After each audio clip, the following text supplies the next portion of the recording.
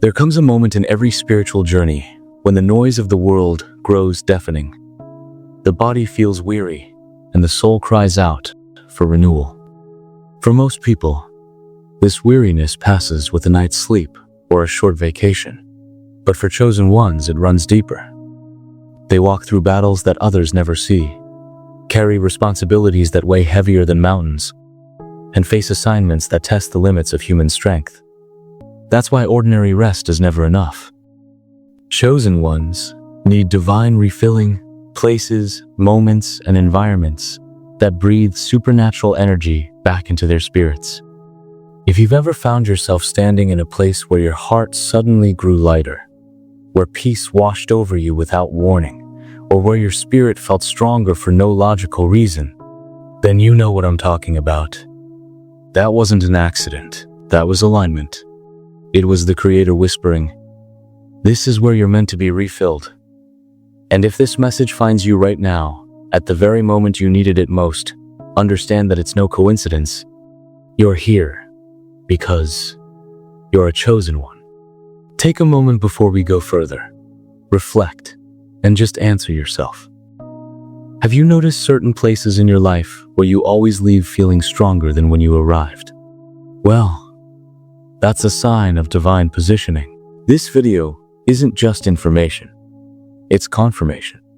So if this resonates, type "I receive it" in the comments as a way of sealing agreement over your life. And now, let's step into the powerful places where chosen ones find supernatural energy. There's something sacred about the very first light of morning. When the sun begins to stretch its golden rays across the sky, the world feels brand new. For most people, sunrise might just mark the start of another day. But for chosen ones, it carries deep, spiritual significance. It is a daily reminder that no matter how heavy yesterday was, grace has been renewed. Darkness cannot hold forever. The light always breaks through. Imagine the stillness of dawn. No traffic yet. No endless scroll of notifications. No voices competing for your attention. Just the soft glow of the horizon. Birds announcing a new day. And the quiet assurance that life itself is being reset. For chosen ones, sunrise is not just the rising of the sun. It is the rising of hope. It is divine reassurance that their mission still matters and that strength will be given for the journey ahead. Every new dawn tells chosen ones that their battles are not the end of the story. The very fact that the sun rises again is proof that their purpose is still alive. And when they stand in that early light, they feel the quiet download of courage, clarity, and peace. Sunrise is nature's sermon. You made it through the night.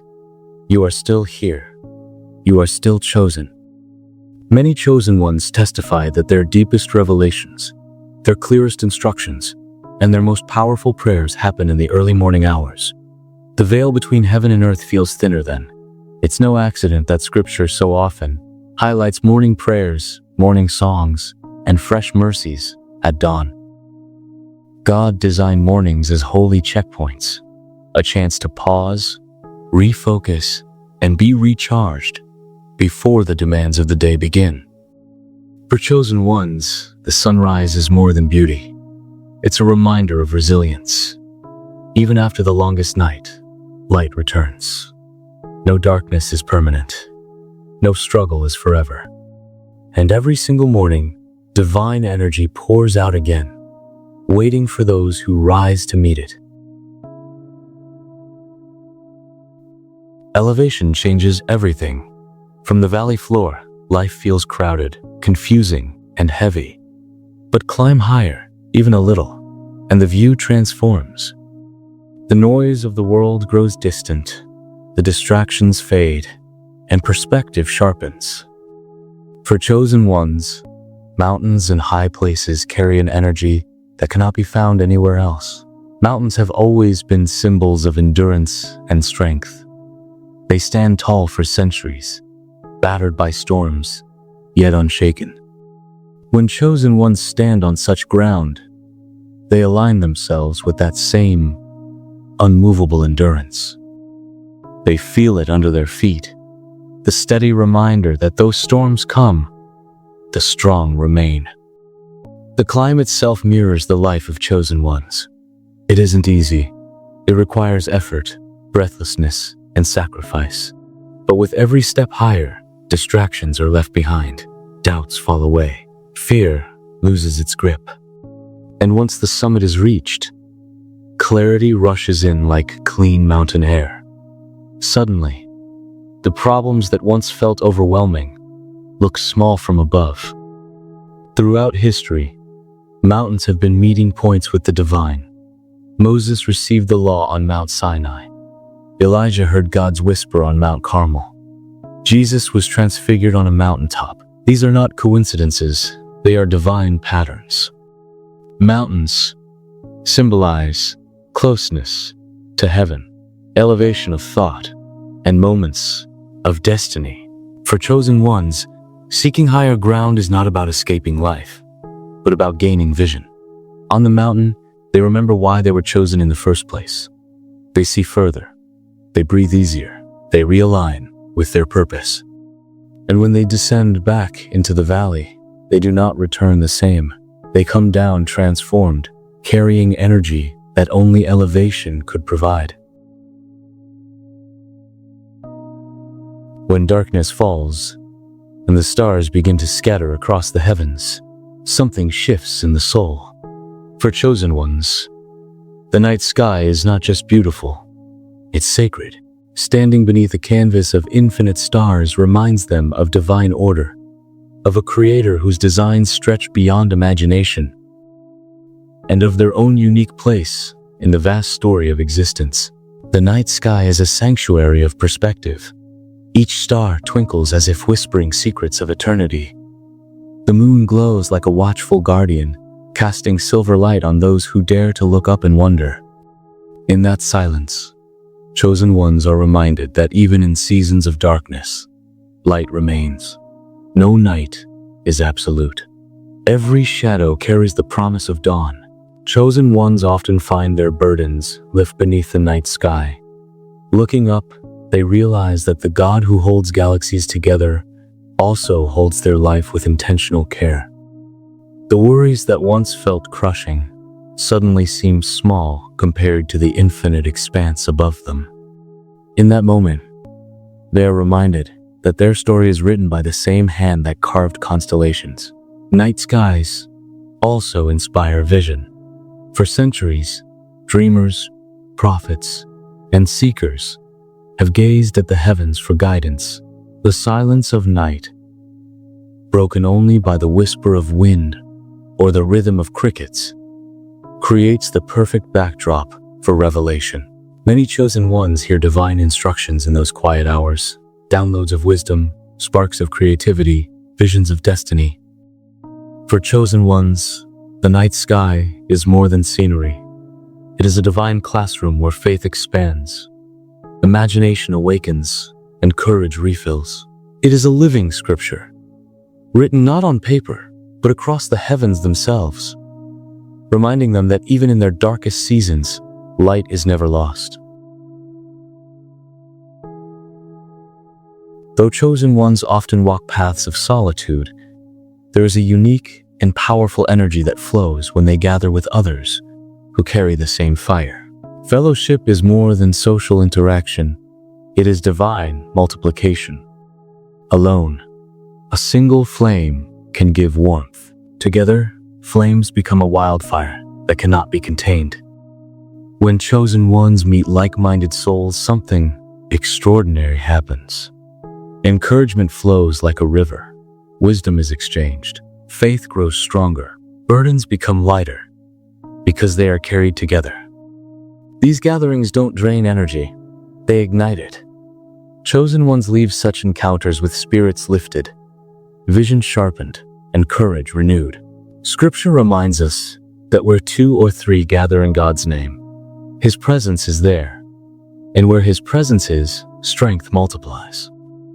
For chosen ones, being in the presence of like-minded believers feels like finding hidden family.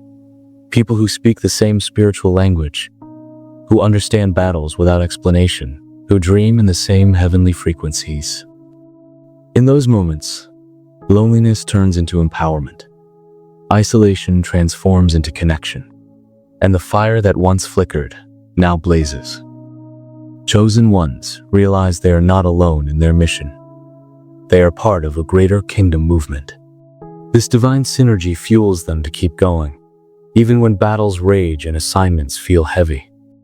For chosen ones, the presence of like-minded souls is a holy reminder. You were never meant to carry it all by yourself. Together, strength is multiplied. Together, vision expands. And together, they become unstoppable. For the chosen ones, travel was never just about moving from one place to another. It was a spiritual journey, a crossing of thresholds where the world outside mirrored the transformations within. Each journey carried them deeper into the unknown, whether through deserts, mountains, or endless seas. These weren't mere landscapes. They were living symbols of trial, growth, and awakening. When the chosen ones set foot on foreign soil, it wasn't only about exploring a new place. It was about discovering another layer of themselves. Legends often speak of their footsteps marking sacred trails, paths that ordinary travelers would later follow with reverence. Journeys through distant lands open them to wisdom from unfamiliar cultures, teaching them humility, patience, and the interconnectedness of all life.